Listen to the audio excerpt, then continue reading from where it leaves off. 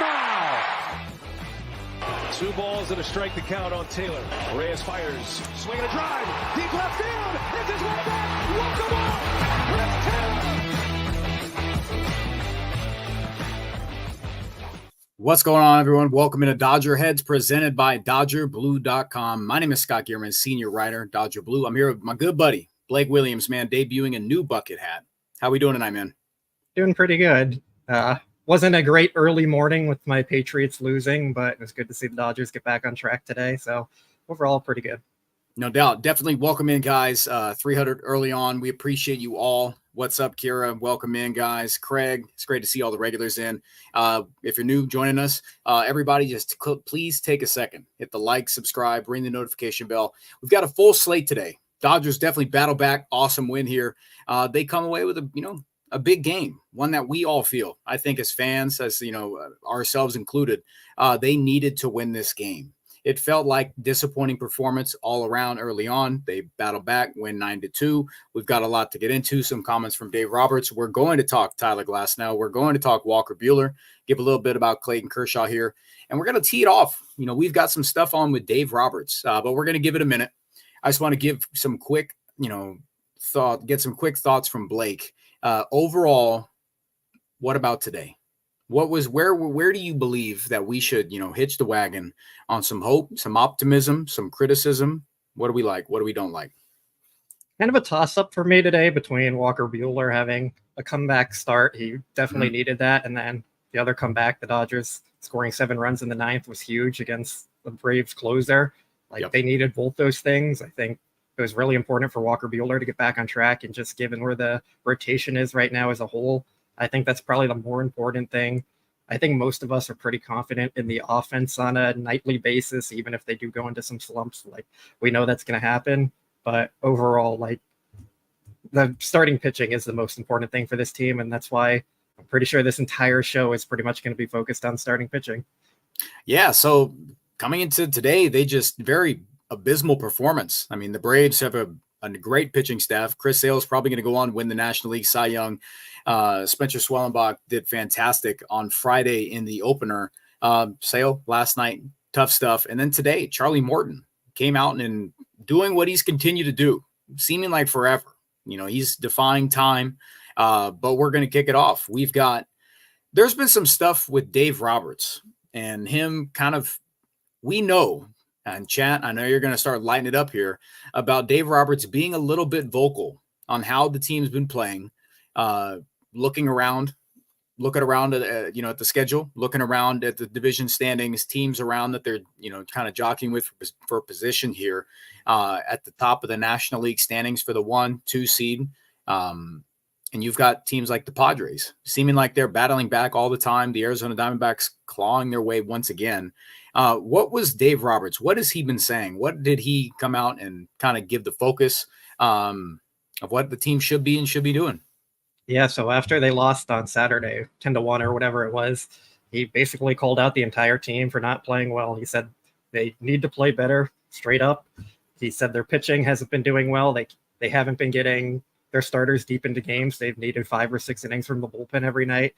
We've seen the defense has been a huge problem, and that, of course, isn't helping the pitching. So every single night, it seems like there's been 2 or 3 errors or just misplays or some kind of mental mistake there that has cost them in the game. And he wasn't as critical of the offense. I think he understands there's going to be ups and downs in every offense in baseball, but just the overall team needed to play better. He said it wasn't a specific area. It was the entire group. You could pinpoint specific players, but it still adds into the overall picture of just the entire team wasn't playing well. And even like we saw with Mookie Betts, he made a defensive mistake. Freddie Freeman made a defensive mistake. Tommy Edman made a defensive mistake. It's just, It was all around, even from some of their best defenders, guys you don't expect that from. So he was really critical of the team and said, we need to straight up play better because we have the Padres and Diamondbacks right behind us, and it could be a close division by the end of it. We have to pay attention to that. Yeah, the pitching staff, combining for, I think, an article that you wrote earlier on, with Dodger Blue about how coming into tonight, about 105 innings in September, ERA north of 5, over 5.5, 5.74. So just an area that we can pinpoint being a problem. The bullpen's being strained. Like all the times that the nights that we're on here saying that the bullpen locked it down, saved the day, came in and gave us a clean slate, kept them in the ball game or ended up finishing the ball game. It's come usually after a short start where you just had to ripcord it and the offense has had to battle back or keep yourselves in a ball game or just save it for the next day. It's happened a little bit too much. So we all can kind of understand what Dave is saying. We know the starting pitching has been a letdown. We know that the injuries have continued to mount up. And with Tyler Glasnow news today, Clayton Kershaw still TBD, Gavin Stone TBD. We don't know, is Tony Gonsolin going to be an option? It's all a part of the equation. It's all a part of the question marks that they're going to have to continue to answer. And who's going to be at the front end of the rotation? Yamamoto staying healthy. So big deal, not a big deal. Dave Roberts doing this? I think it's a big deal in the sense of Dave is very cautious about what he says to the media. Mm-hmm. So when he's willing to go out and criticize something, I think it is a big deal from that sense. I think the players are aware of it too. Like, they're not hiding under a rock and saying, oh, we need to be called out by our manager. But I think it does put a little added pressure on them to go out there and perform, and credit to them. They stepped up today. And Mookie Betts said they don't want to take it as an excuse or anything, all the injuries they've dealt with, and they kind of backed it up today. So that was good to see, because after they fell behind early in the game again, could have been another like, here we go again kind of moment and kind of spiral out of control, but they rallied back and they played good baseball today. Absolutely. I mean, I'm going to say that for everybody, great to see you, man. Grittiest duo, Scott, Blake, appreciate that. For what we would expect out of Dave Roberts, with even being outspoken about the team. I mean, for who Dave is, this is as much as you're going to get in the media. Like, we're not going to hear what he says behind closed doors, off the record, about his guys, to them, what the kind of the vibe's going to be. But this is going to be perhaps maybe the most impactful thing we see out of them, during this little stretch here. So I'm going to say it's a decent deal. It's about a 6 out of 10 for me on the meter, that it's September 15th. You're still pushing for a postseason spot in terms of, seeding purposes. You've got a lot to play for still. The 1 seed, the 2 seed, you can cut it up however you want. I know we have our own preference on, where we think the Dodgers should be. But for the lulls that this team goes into, they show flashes of saying who the hell is going to stop them in October if the things click right for the offense, regardless of the pitching. If they just keep hitting, they'll keep them in the game. But then they go into these spots where you're like, this is a first-round exit team. We're going to see this, 3 years in a row, NLDS thing. And that very well might be. But on a night like tonight, the offense flexes their muscles against an incredible relievers. Like, we got bees again, man. This dude. On a night like tonight, it just can't happen again. So, chat, it's great to have you. I know I'm gonna slide this back over here. I can't believe he does this to me all the time. But it's not a spot where the Dodgers can afford to go on another lull for weeks on end. And to get it, we're good. And to go into October just slumping their way through it, slogging their way through it. You've got to find some consistency. Stop buying your stuff from Temu, Blake. Facts. Kenny's got it. Apparently. I don't know what's going on with it. I'll have to try and figure it out. Yeah, Rue Street. I get it, man. I get it. Like, when they I talked about, I forgot who I had a conversation with on Twitter about how the offense has been consistent, but the comment there was that they can win in different ways. They can slug you out of the ballpark. I'm not going to get angry. No way, EB. No chill. No shot. Blake can do whatever. They can slug you out of the stadium. They can base hit you to death. Ohtani has been, bat to ball lately. Like, sure, 50-50 might be on his mind. But we're seeing him, get extra base stuff here, produce offense. Mookie Betts come in, base hit mentalities. So they're going to do it in a variety of ways. And I truthfully believe that that's the mentality there. And they're not just boom or bust. But it can't keep waiting until late game stuff. And I totally understand how pitching factors into it, opposing pitching. That, yes, when there's a good matchup, but you can't. Lolo's got it. It's a bad time to slump for sure. You just have to see some consistency. You can't go into these series, third game into this series with the Braves, who have stuff to play for here, saying this is a shot to get swept. This is a shot where you go into the series with the Padres, and that could be for the Dodgers seeding in the National League West, the division title there, and then your whole entire season flipped around. So I think it's a decent deal from Dave Roberts to do this. It was good for them to snap out of it. And I think I'm going to leave it at that. I don't think we're going to get much more out of Dave. It's just, guys, we all remember last year, we all were very critical of Dave. Why the hell are we saying this is just like any other game? Why is this? Like, you've got to ramp it up. You've got to flip a switch, create some pressure, because the pressure's on them right now. Yeah, people are saying it's World Series or bust. It always is, but you've got to show it in nights like tonight where you feel like you look like there's opportunities. There's guys with runners in scoring position here. You need to have a heartbeat, have some life earlier in the ball games. Anything else there? I think we touched on it a lot. Like, we've said, the team needs to be more aggressive when they play. They've been kind of lackadaisical in the last few seasons, and like, they do need to recognize that the postseason is more than the regular season, and you need to kind of step up your energy in those moments. And we did question a lot last year if like Dave was the right guy for them to do that. I think we also had the argument that like, shouldn't take your manager to hype you up to get ready for a postseason game. Yep. But it also reminds me of, I think in 2020, Alex Wood was saying like, it's hard for us to get up for these postseason games because we've played so many. And like, that's the kind of mentality. That was a big comment. Remember that? That was a big deal. That's the kind of mentality you just can't have when you're going out there playing competitive baseball. And like, they need to figure out a way to treat these games as what they are, postseason. It's the only thing that matters in the season. Like, no one cares if you win 120 games in the regular season if you lose in 3 games in that LDS. So they just need to find what works for them to keep the energy and momentum going into the playoffs and play good baseball. Yeah, I see this. It's not about record right now. It's about staying healthy. It could be both. The pitching's got to get healthy. The offense is, I think, as healthy as it's going to get, right? Like, I think so. The farther Freddie Freeman gets away from the finger injury, the better he'll be, the more consistent he'll be. Mookie Betts settling into his role in the second spot. He looks like he's been there, done that, right? So I think it's just a matter of waiting for the pitching and trying to just hold tight.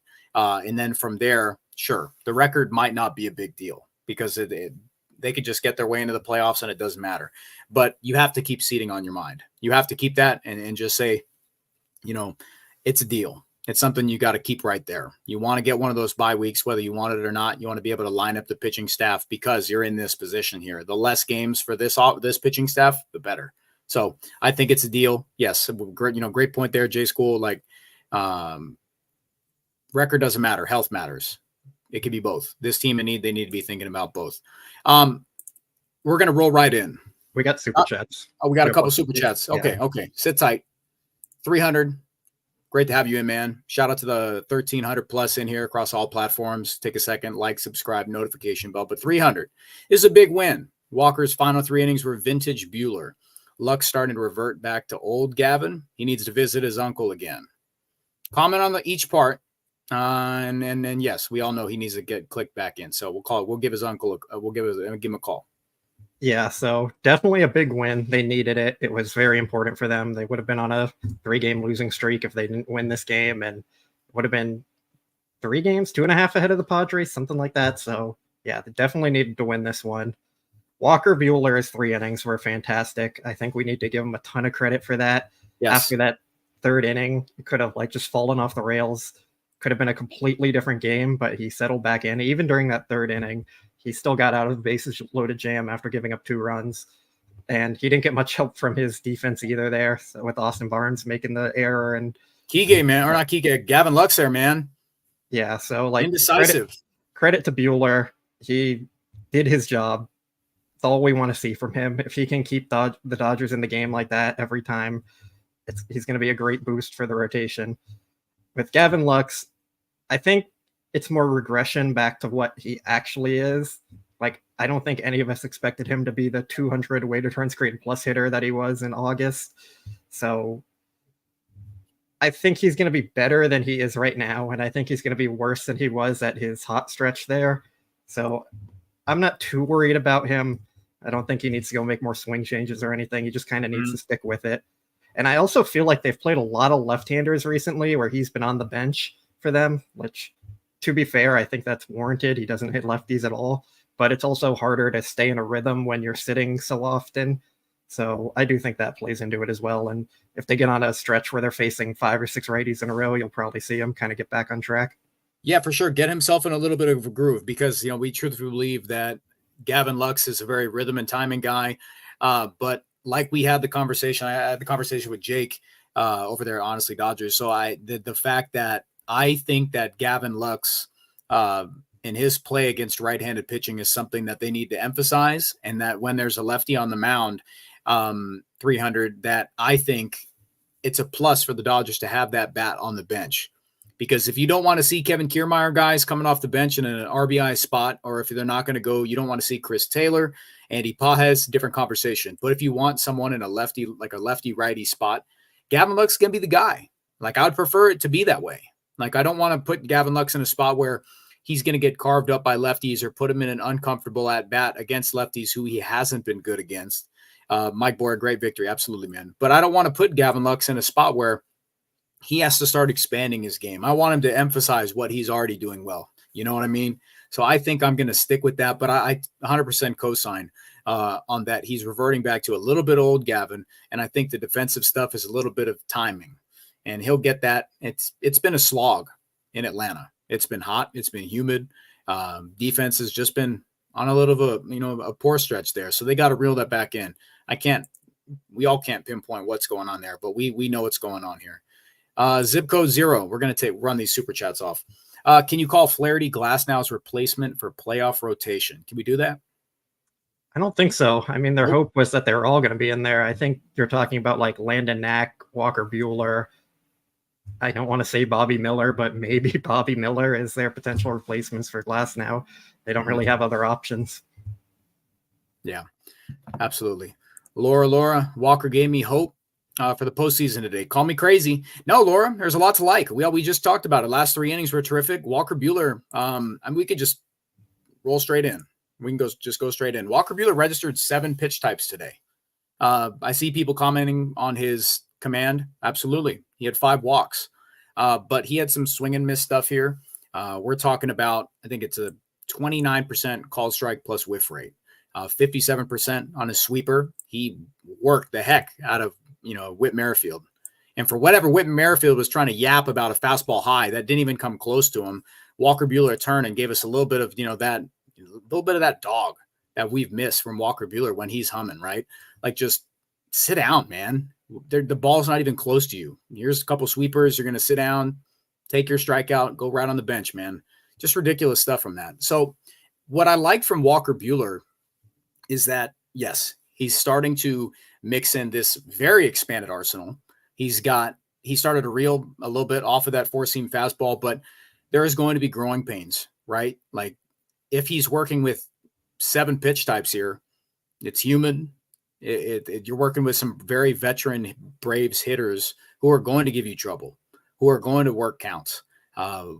What specifically did you see from Walker Buehler in the early innings that were giving him the most trouble?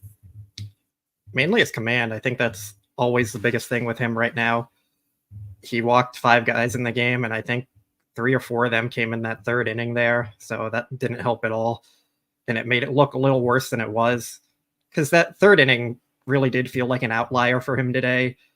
And even to that point, I wouldn't even say the whole inning was, because he did settle down and battle back in that inning and get out of it, leaving the bases loaded there.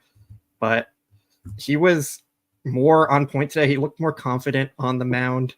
He had better stuff. The command was there for most of the game, and he was just getting guys out with his pitch mix. Like, he didn't try and overpower every hitter, because he can't do that anymore.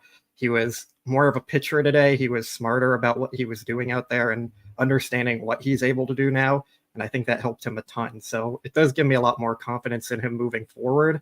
I just want to see him keep building on it and keep the consistency there. Totally agree. And the umpire, I see people talking about the umpire. Umpire was squeezing. Umpire had a weird zone. It's been very odd strike zones lately.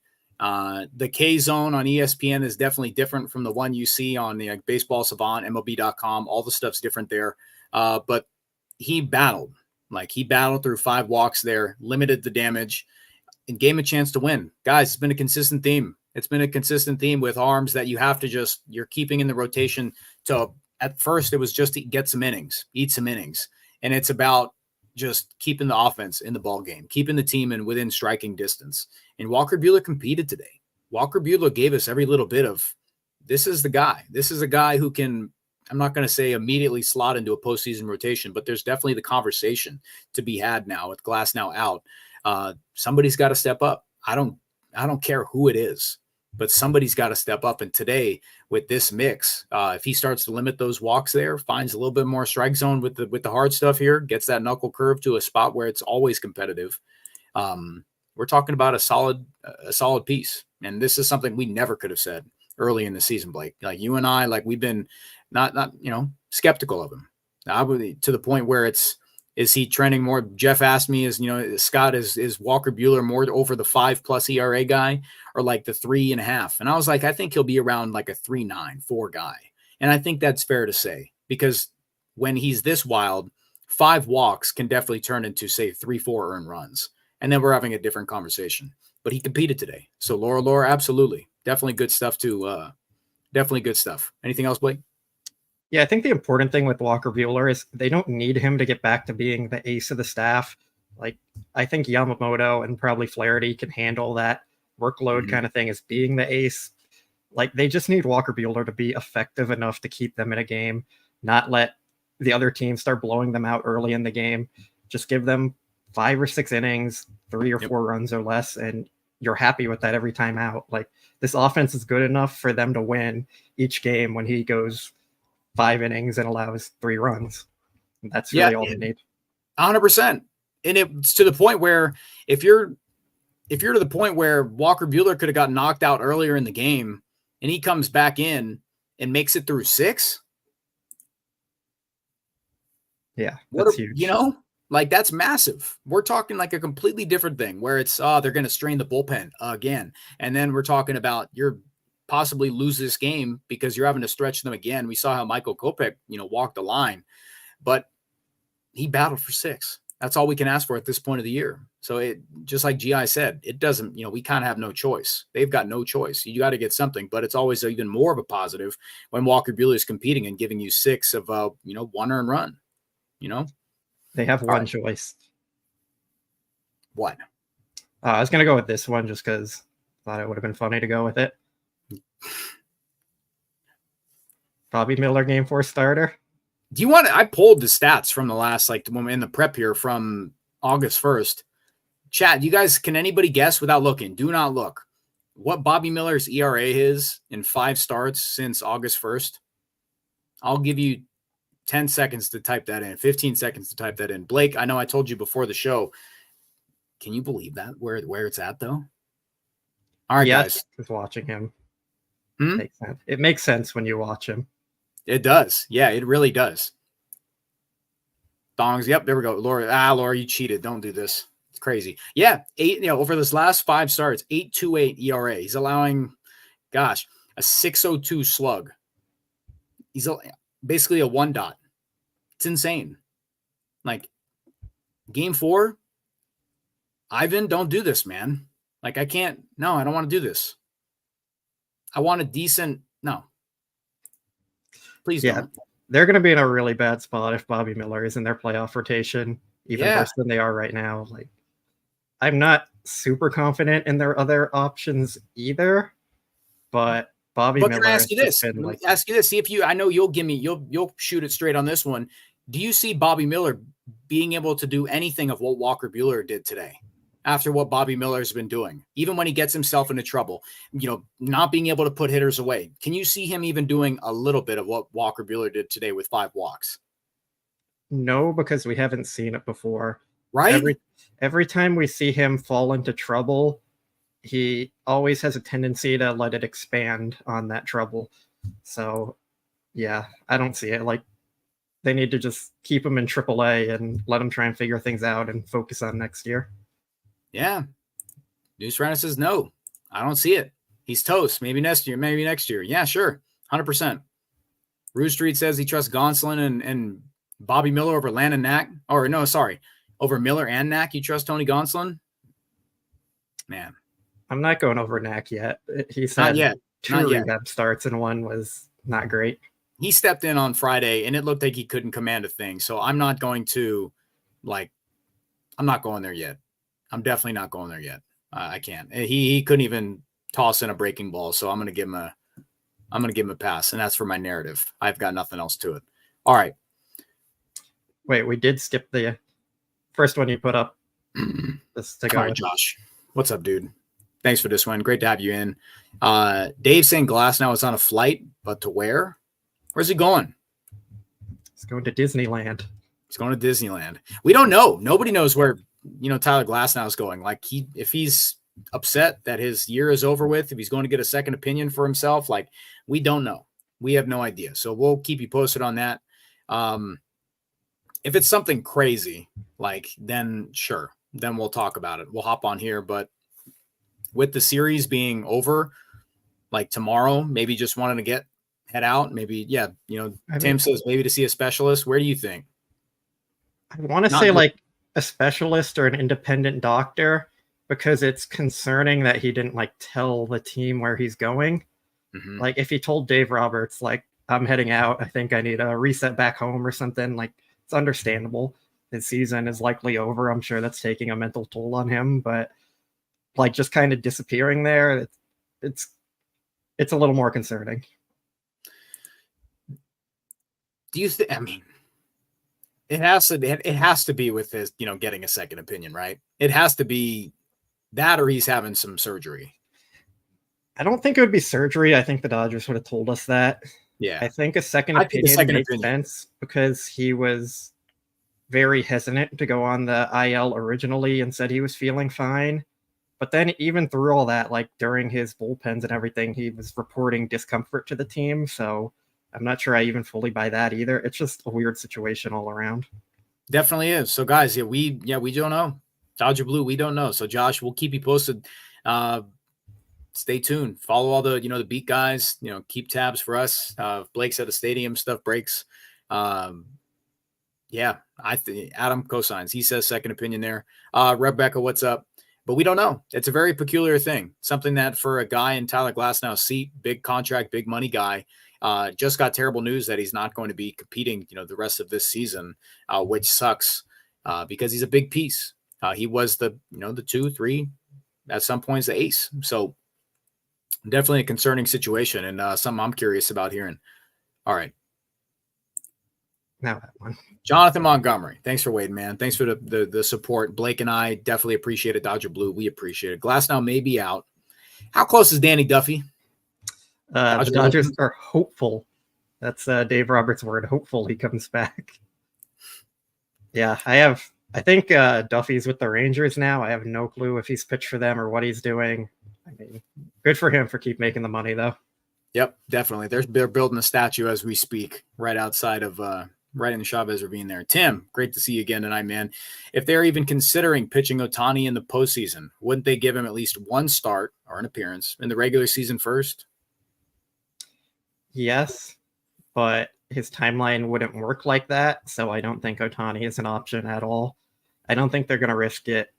I believe on the broadcast today they talked about it like coming back from an injury, your first appearance being in the playoffs when the adrenaline is higher and you're going 100% all the time. Like, that's tough. That's risking injury again.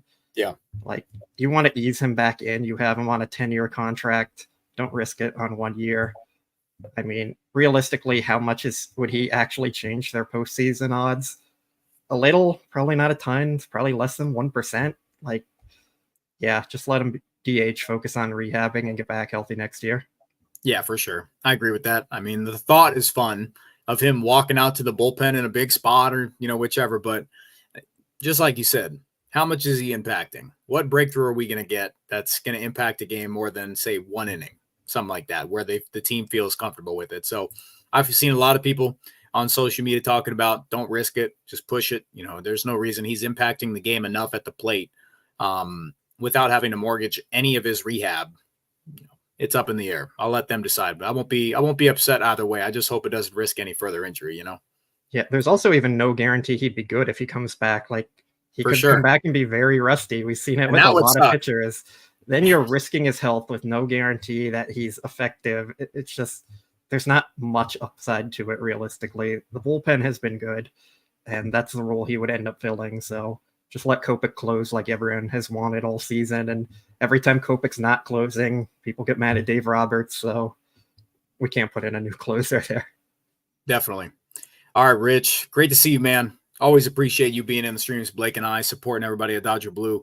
He always throws me off when he puts Ferris. Walker Buehler could have rolled over in the third inning, but, big but, he showed a lot of guts. Get ready for this, Blake. Chat. Sometimes the ugly wins build what? Build some grit. Yeah, you haven't been pushing that grit narrative this year. They don't. Last year was the fun. They bought low on a ton of guys. David Peralta, Jason Hayward, all those gritty wins where we were like, this roster just it doesn't look the same. It doesn't feel the same, but somehow they were doing it. They were doing it. And then what'd they do? I thought it was the power of friendship last year. Power of friendship, gritty, comeback stuff. We got Bob Nightingale in the building. What's up, Bob? But yeah, I mean, Walker Buehler definitely came out today with a different, a sense to the first thing I thought of. Everybody, guys, I know I tweeted it out early on. Seeing Walker Buehler in Atlanta just makes me think of 2021 and thinking about where I was during that game and how, gut wrenching that was to watch. So I needed a start like this from Walker Buehler to wash away those terrible memories of 2021 because of Ronald Acuna Jr. just hit an absolute blast in 2021. I needed to wash that away. Did you think about that too? Or you just, smooth-brained it? No, I try to forget about the postseasons unless I'm trying to troll about it. So yeah, no, I didn't. I saw your tweet about it and I was like, oh yeah, and then yeah, I was just focused on him having a good start. Can you pitch? I pitched in high school a little. My JV team, I beat our rival. It was I think I went 3 or 4 innings that day. Wow. So yeah, fell into a little jam early, but battled back, competed, got out of it. Only throw to 2-seamer. Kept That's the it? defense. Yep. This I got barrels. ground balls. Yeah, that's all you got to do. Just like Walker Buehler today. Yeah. Oh my God. He brings this one. Yeah. This nightmares right here. Will Smith called 5 straight cutters to Eddie Rosario and Buehler was up in the count. Yes. Yep. Sounds like Will Smith. Sounds like him. Be stubborn. Blake Lore, 100%. Blake used the force. Blake, guys, I can't overstate the stories that Blake has in the tank. You think those 80-year-old, 90-year-old heads got stories. This guy, he's been, yeah. I am not a junk ball lefty, although I pitched like one. I'm one of those right-handers that if you guessed what hand they threw with, you'd think lefty just because that's how they pitch. But no, I'm a righty with my 2-seam fastball. Kept the defense involved. Worked quick. Wow. You can't. Your defense isn't going to help you if you're out there throwing 10 balls in an inning and walking everyone. You gotta. He's not a me. He's a we guy. Wow. Yeah, it's a team game. Pitching ninja you'd be lighting it up, right? Little Greg Maddux 2-seam runners hopping off the mound. You know what? Are you a big emotion guy? Get a big punch in a big spot, scream. Nah, I didn't get many strikeouts. 2-seam. Just wow. Get my ground balls. Ground ball, double play, quick turn, gloves it at first base, point at the first baseman, pump the fist. Yeah. I don't even remember if I showed that much emotion. Wow, just blacked out in the big spots. Act like you've been there before, yeah. Yep. Wow. What a guy. Bobby Miller has a 12 ERA in the first inning this year. I mean, after early in the season in Chicago, he had me fooled. I was ready to go. I was like, this is it. Bobby Miller, he's back. You can pull the tweet. I don't think I deleted it. Like Bobby Miller, all my buddies post that up to me. Like he looked like he was cooking. And then after that, now what? So I think it stems back to, I think without even having to go pull any of the data, that Bobby Miller just has had a lot of trouble staying in the strike zone, putting guys away, trusting his stuff there. Like even Walker Buehler, when, times look tough, his fastball's, getting outs, right? Like he's putting it in the strike zone. He's letting it eat. So he's using multiple different pitches here. He's trusting stuff here. He's developing as it goes. So what else? What else are you seeing from, I think, the conversation between Bobby Miller and Walker Buehler is a big one. Like, what's the main difference without having to look too much into it you're seeing between the both of them? And why have they kind of separated away from each other here now? I think Buehler is still more trying to adapt and be a pitcher, like learning what's not working for him. Bobby Miller's still been very fastball heavy. He's not playing up to his strengths as much or trying to adapt. I think some of that has to do with Will Smith. He's a very fastball heavy game caller in general, which probably doesn't benefit Bobby Miller too much.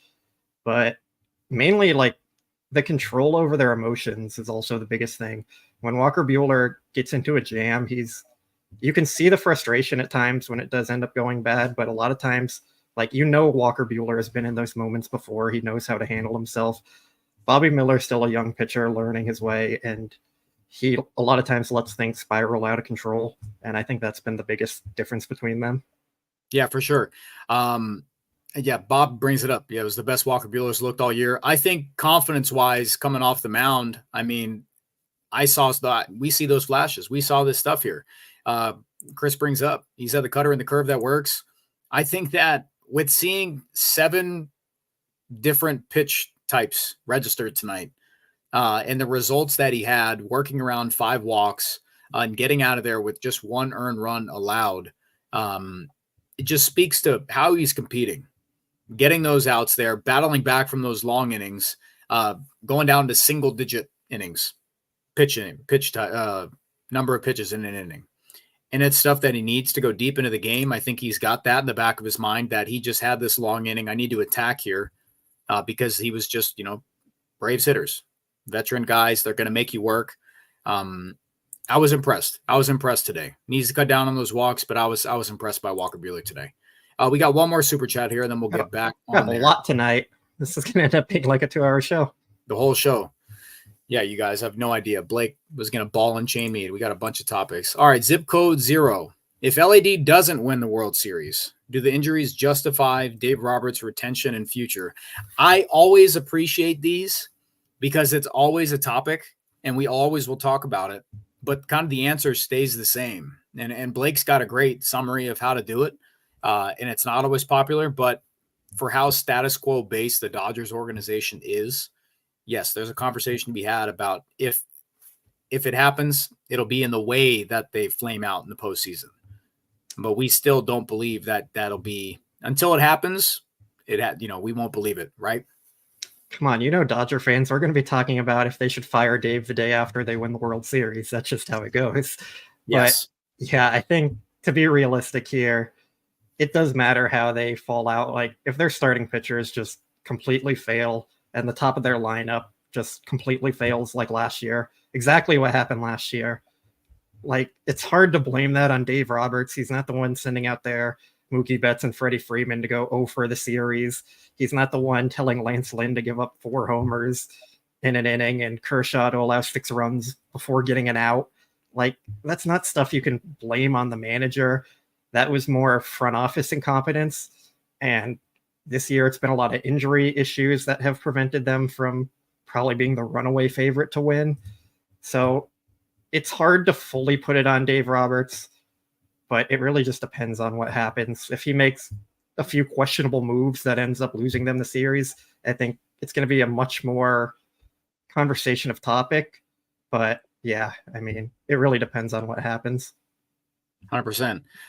Ruse Street, we're trying to get to the topic and talking about the Dodgers putting up 5 against Rysel. I'm trying, I promise you. Like, we got 1,900 in here. Super chats are flying. I love it. There's nothing more I love more than putting a show together with Blake and then getting like 10 minutes in and I'm way out. We're so off topic, I can't get back to it. And that's my favorite part. We'll get right back. We'll go back to it. Pull that one down for me real quick. And then I'll wrap up to where we were at. All right. So we'll just go straight through a quick recap because, guys, there wasn't a lot to talk about in this game prior to this massive 9th inning. Walker Buehler shoved. He did his thing. He worked.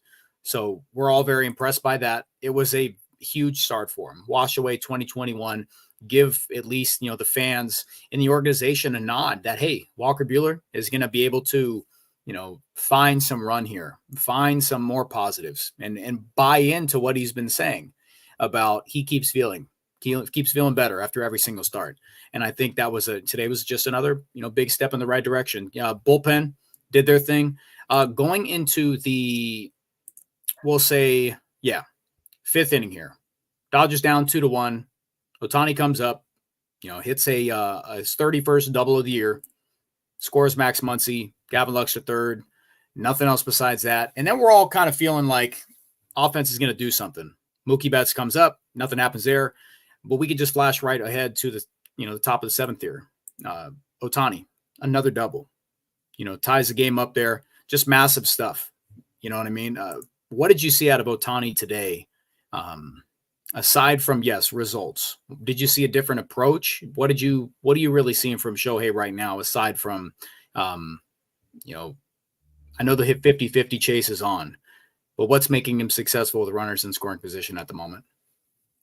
Waiting for the right pitch, not chasing out of the zone as much. I think he was a little too aggressive a lot this year, which to his credit, he kind of had to feel like he had to carry the team. I'm sure he was feeling like he was with the Angels again when they had Kevin Biggio and Kike Hernandez performing poorly and James Outman. So I'm sure he was expanding more, and Dave Roberts pointed that out a lot. But yeah, I mean, he's been more locked in since Mookie's come back, since Freddie has been back in the lineup.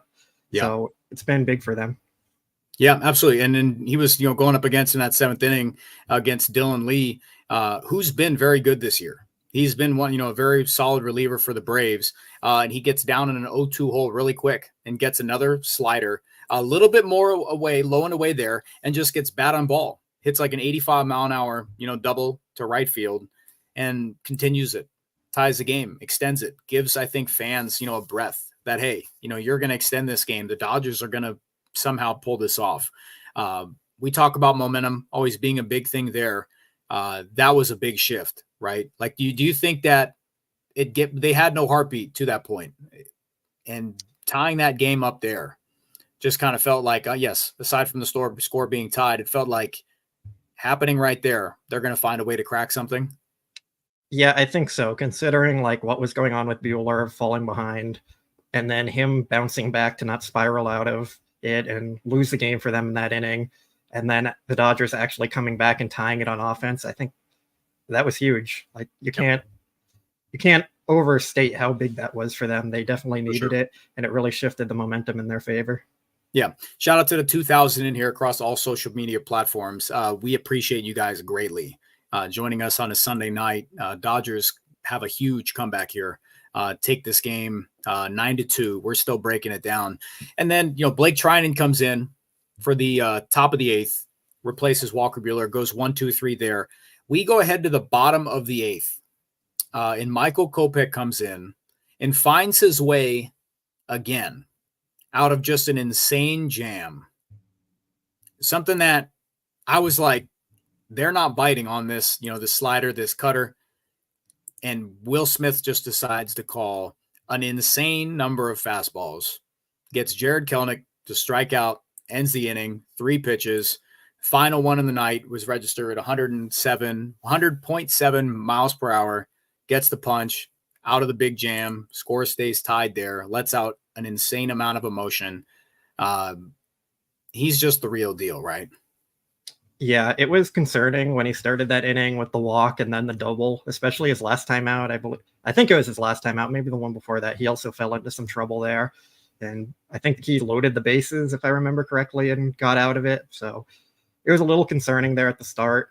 But yeah, he stepped up when he needed to, and that was huge. That's a sign of a dominant reliever. You can count on them to get out of those innings when they need to, and he did that. Yeah, I definitely noticed, the first pitch to Orlando Arcia, the slider he misses down, and it just looked out of the hand. And I know a lot of people will, co-sign it that, his slider is going to play up, but it has to work in tandem with his fastball. And when it's not located, when he's not able to land it for a strike, you're not going to get those easy swings where you're just trying to catch up on stuff. And that's why you saw, if you look at the heat map here, he goes, pitches 2, 4, and 5. He gets for all swinging strikes, fastballs over 100 miles an hour on Orlando Arcia to get that second out here. And I think that at bat was big time because he had to cheat on those fastballs. And it was just, here's my best stuff. This is it. Come get it. And he kept the game tied, and just unbelievable stuff there. The constant flip-flop of, with the conversation of, is Michael Kopech going to be in the biggest spot facing the heart of the order there?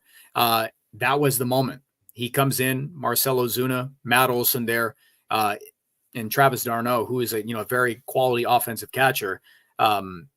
It was that big spot, right? And it was a night where Evan Phillips, he's had a little bit of a run lately, but Michael Kopech coming into the big spot in the game ultimately wasn't the prettiest, but worked out for him there. Yeah, it feels like that inning kind of actually won them the game. Like, that was the make or break right there. They got the momentum back with Ohtani tying it and Buehler getting out of his jam there. But Kopech came in there. Like, it looked like the Braves were about to take the lead, win the game. Looked like it was about to be over. And he got out of it. He shifted the momentum completely to the Dodgers side. And then we saw their offense just completely woke up and exploded for 7 runs in the inning. Yeah, absolutely. And this is why it brings us, and I like that point. That kind of felt like it won them the game, or at least just gave them enough of a beat to get to this point, because the Braves brought in Raisel Iglesias in the top of the 9th. And if you guys didn't know how good he's been coming into tonight, Raisel Iglesias hadn't allowed an earned run since June 16th. And I pulled it up coming into today. Let's see here. In 35 and a third innings, all the way dating back there, he's allowing, I think it was a sub 100 batting average. Like, I think 087. Let me see. 087 coming into today. Just unbelievable stuff. We're talking, June 16th, Rebecca, great to see you. Like, one of the best relievers in all of Major League Baseball this year. Raisel Iglesias, big contract closer. The Braves do this all the time. They did it with Jorge Soler. They did it with Raisel. Other team will sign a guy under contract and bring them in because they believe in him. And Raisel blew up tonight. They got bit again by the intentionally walking Shohei Ohtani to get to Mookie Betts. And the narrative continues. Angry Mookie Betts prevails because he comes up here with 2 outs, runners on first and third, and bangs a third pitch fastball, kind of middle away, I would say, probably about thigh high, and bangs it up the middle and gives the Dodgers a 3-2 lead there. What'd you think of that call to walk Shohei again to get to Mookie? It's a no-win situation. Like, honestly, we can criticize that move from a Brave standpoint, criticize walking any batter, but you're facing the second best, third best hitter in baseball in Shohei, and then you walk him, you're getting to the 5th, 6th best hitter in baseball kind of thing. Like, it's really a no-win situation there. And I get trying to go righty-righty matchup instead of lefty-righty. Like, it makes sense. I think Mookie understands it makes sense too, but it's said that like, post-game. He said that post-game. He goes, it was the right baseball move. And again, it was the right baseball move. When Ron Washington did it and absolutely messed up and woke up Mookie Betts, then it was the right move then too. I agree, man. Yeah, it's the right baseball move, but like, I don't even know how to say it because there's like that factor in Mookie that wakes up there and it's like an insult to him, and then he just completely locks in apparently and makes him mad. So maybe it's not the right move there. Like, we just don't know. I still think more often than not, I'm walking Ohtani to get to Mookie in those kind of situations. But yeah, it is what it is. It's like no win for the Braves. It's a great point. It was, I think that, like, sure. I'm sure there was some frustration in there. There always is. There's some chip on the shoulder for the guy that you get intentionally walked to face to get that handed matchup there. Raisel's been terrific.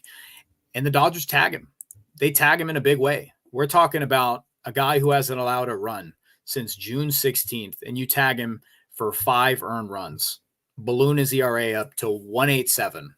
So that just gives you some perspective about how good Raisel Iglesias has been. And we haven't even brought up the fact that they'd end up going back to back to back in that 9th inning there and completely blow the game open. Like, floodgate stuff. Against a different pitcher too. Like, it wasn't, they were just speeding up on Iglesias. The Braves made the pitching change, and then you saw Muncy and Edman homer there to complete the 3 straight. So yeah, their offense just locked in that inning. And That's kind of why I said you give some credit to Kopech there for getting out of that inning and just shifting the momentum there. And then the hitter stepped up and did their job. And yeah, just went from a close game to just like a blowout, completely different game. It was impressive for sure. Yeah, for sure. And that brings up a good point here about, Mookie Betts in those, those spots. I think if we look earlier in the game, there was another spot where I was like, Mookie Betts is coming up, runners in scoring position. And I believe it was against Charlie Morton, and he just got a curveball away. And I thought that he was going to, sit on one, bang it somewhere. But he was just missing some of them. And against Rysel, sure, like fastball away, middle away, you just don't have to do too much. Get the bat on the ball. So power is going to supply itself there. But I'm very happy that Mookie Betts was able to, get a charge on one, put it up the middle, 98 or 99 off the bat, give him the lead. And then from there, put Rysel in a tough spot where he's having to pitch to an offense that's kind of clicking. Freddie Freeman's added in after that. Tax it on. Credit to Jared Kelenic. Jared Kelenic. Yeah, man. For, what him getting punched at the back of, the last out of that 8th inning. And then, and let me tell you, Nora was watching that game and she yelled like he missed the ball.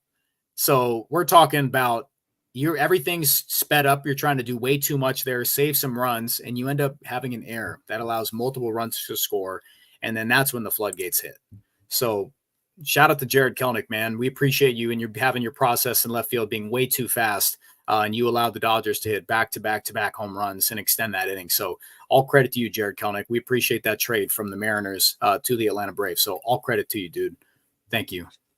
Yeah, we have to hope he doesn't hurt them in the playoffs, because then some Braves fans going to clip that. Yep. Got to be careful there. No, it's okay. I mean, on September 15th, I appreciate him. Whatever he does in the future is not my responsibility. Ty Wen, thanks for the super chat, man. Greetings from Hunted Hot Atlanta. Was at Truist Park today. Great Dodger crowd giving Walker a standing ovation after the 6th, and for Kopech with the 101 mile per hour heat.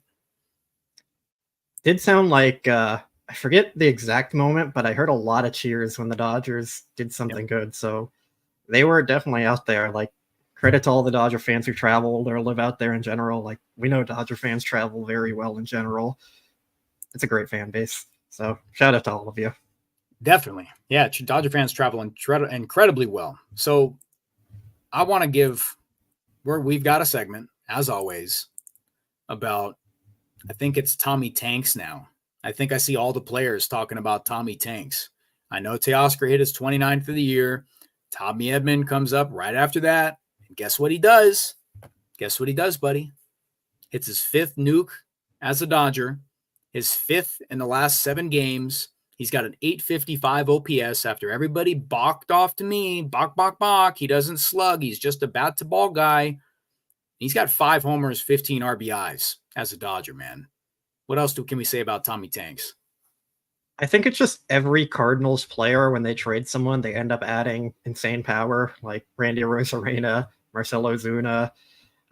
Pretty sure there's another guy I'm forgetting there, but yeah, shout out to the Cardinals development system for being good enough to be major league players and then good enough to actually go break out somewhere else. So hopefully Tommy Edman can keep it up. But aside from the slugging, he's just been great all around. He's playing fantastic defense at shortstop and center field, which are 2 positions the Dodgers have had needs at all season. So great to see him there doing that. And he's just been like a gritty baseball player. Like Dave Roberts always, like, his biggest compliment for a guy is he's a baseball player.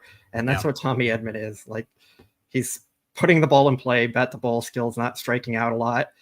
He's just been a really solid player and what this team needs. And I got huge news.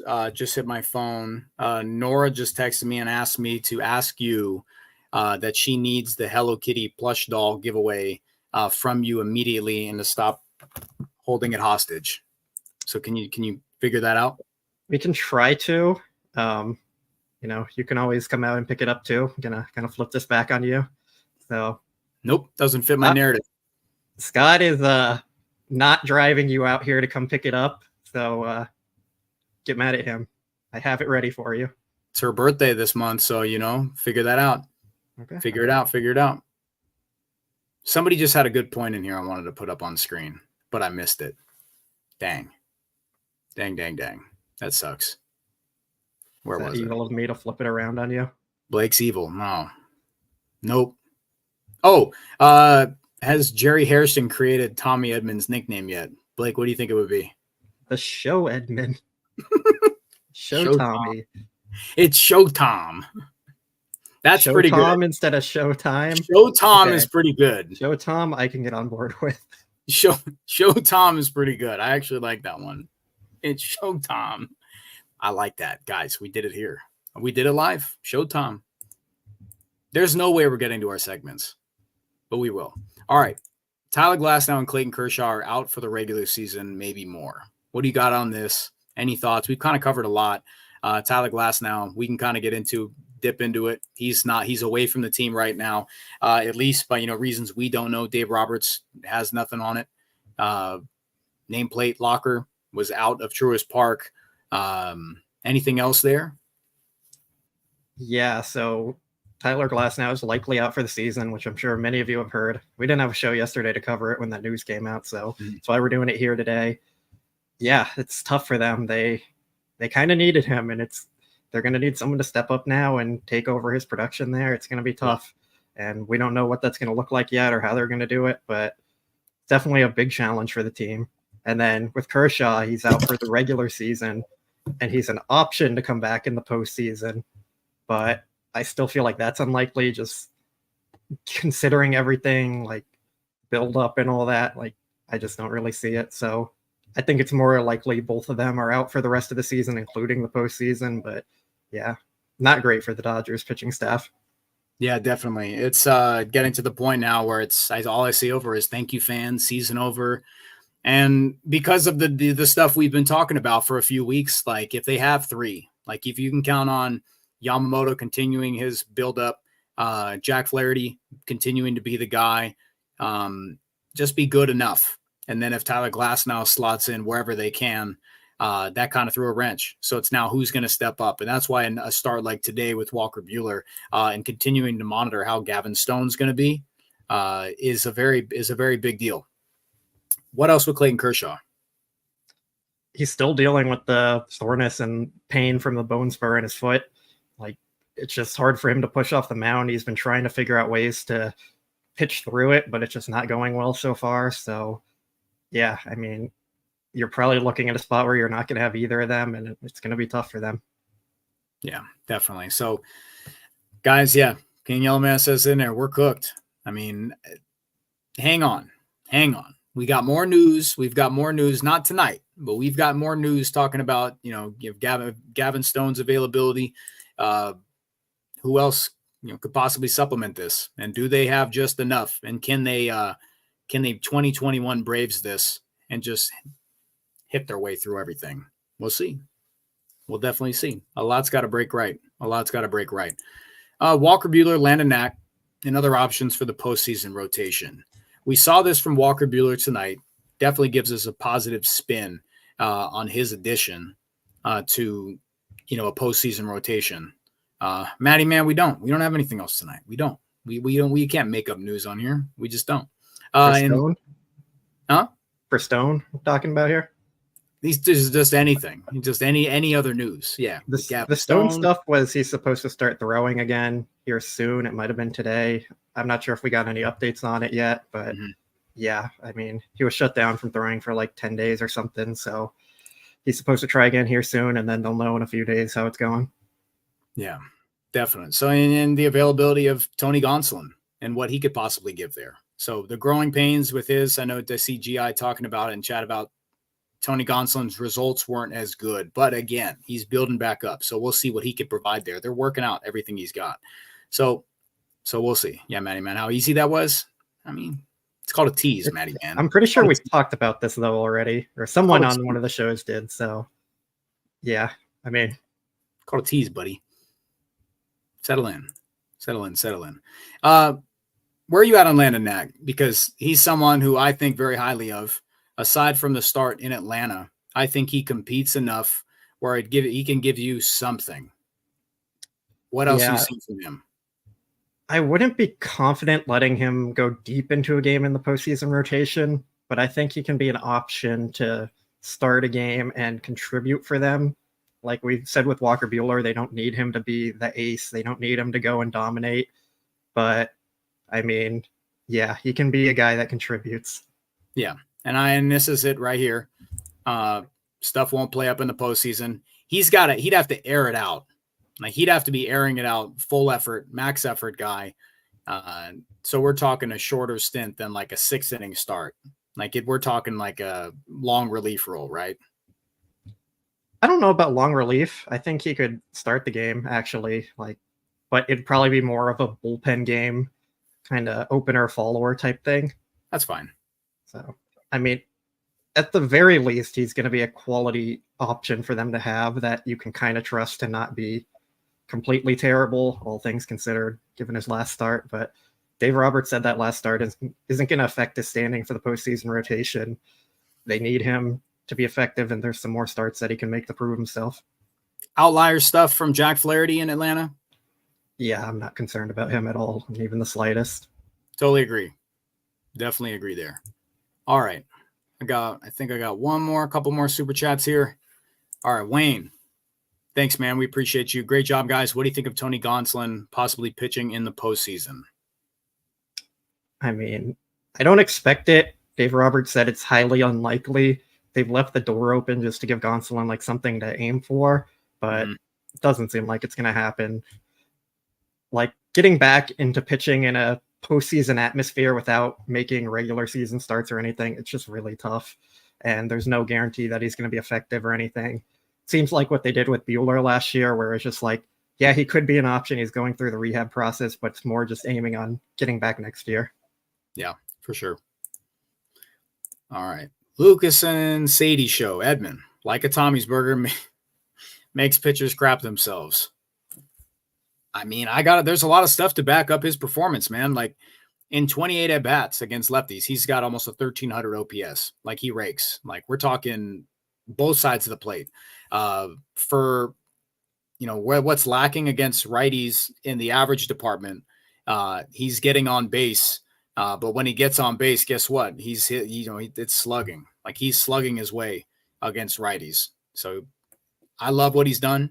Like, of course, he's been better against left-handed pitching, but at least he's shown a power threat against those righties. So it's been an unbelievable surprise here. He's been terrific. We talked about it right when the trade broke that Blake and I absolutely adored this move. He's been a competitive ball player for several years, and it's just, like I tweeted out, it's been a euphoric experience to hypothesize about what he could be with the Dodgers. But Bob brings it up. He's a rally starter. Like he comes up and he's one of those good feeling players. He steps in, you've got a good feeling something's going to happen.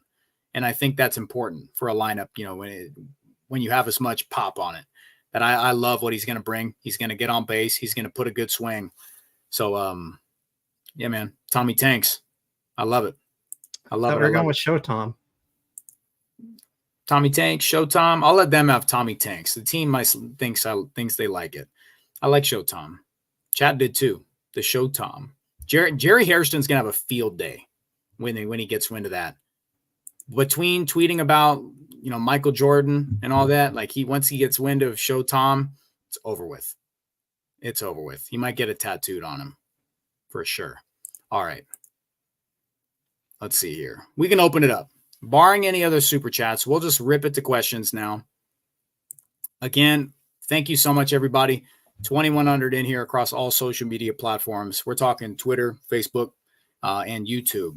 If anybody's interested, you can find us anywhere. Take a second, hit the like, subscribe, ring the notification bell. Thanks for joining Scott and Blake on the podcast. Like we love coming on here Sunday nights, Thursday nights. It's just great after a night like tonight, 9-2 win, big one. It felt like a big one. We talked about that earlier in the show, that it was definitely a game that if they lost it, you lose 3 of 4 to the Braves. Padres win. Then it was just going to be a different conversation. Rather than keeping pace with them, it was a matter of just holding on to the National League West here. Man, you've already been starring a ton. All right. Jen Jan is a great one. Who's the last good Dodgers switch hitters? The first one that came to mind was Yasmani Grandal. I think a lot of people have bad memories of Grandal now, but he was pretty good. I think Foucault was a switch hitter, right? He's up there. Orlando Hudson was a switch hitter. And I don't think any of those guys are superstars, but This dude's going to forget Maury Wills. That was way before my time. Show some respect. Well, we said last time. The last good one. Like not 50, 60 years ago. 80, whatever it was. I mean, then we're talking like Cesar Turris. That's still before my time. All right. I respect that. I want to find some other ones, some other good ones. Kenley Jansen, thoughts? Yeah, he was a switch hitter. All right. Noisy Ninja. So what are we thinking the postseason rotation is? This is Scott Lee. Great question. I will enjoy talking about this a lot over the next few weeks.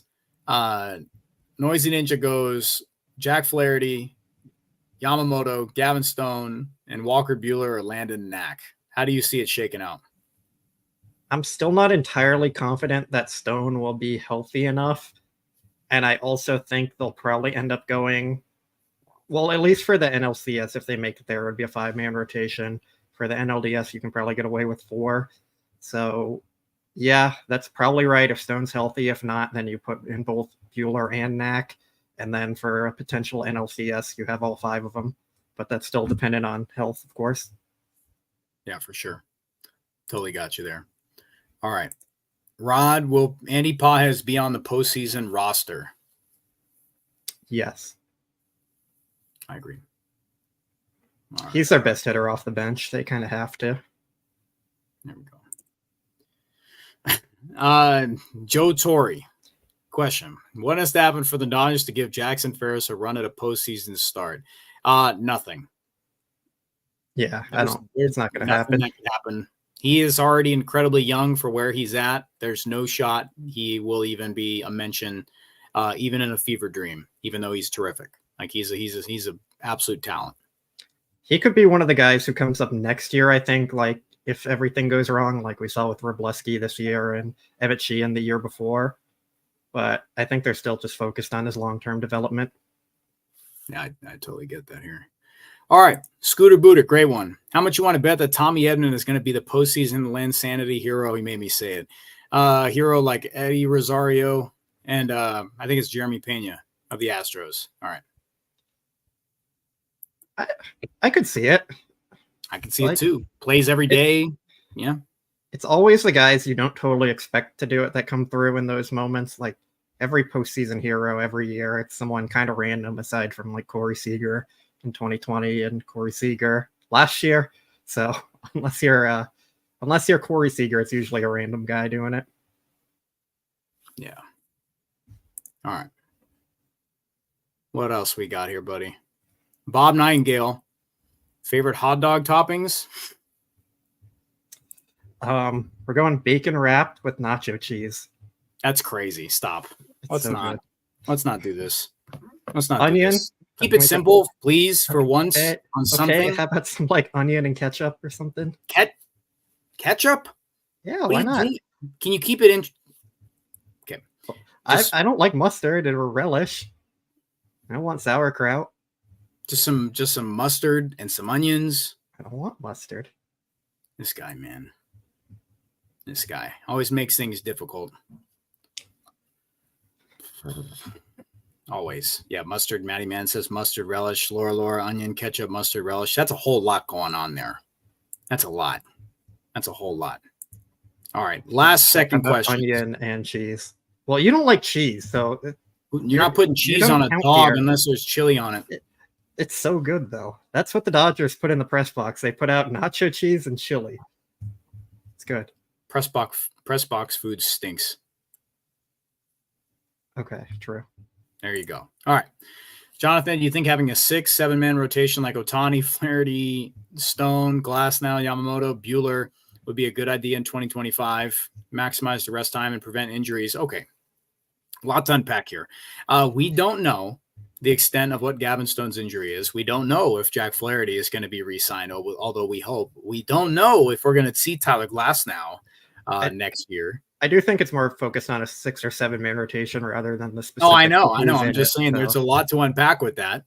I mean, if in Buehler, even like, sure, if it's that collection of names, maybe, but I think that it would be like, do you think, I don't know, man, nah, that's too much.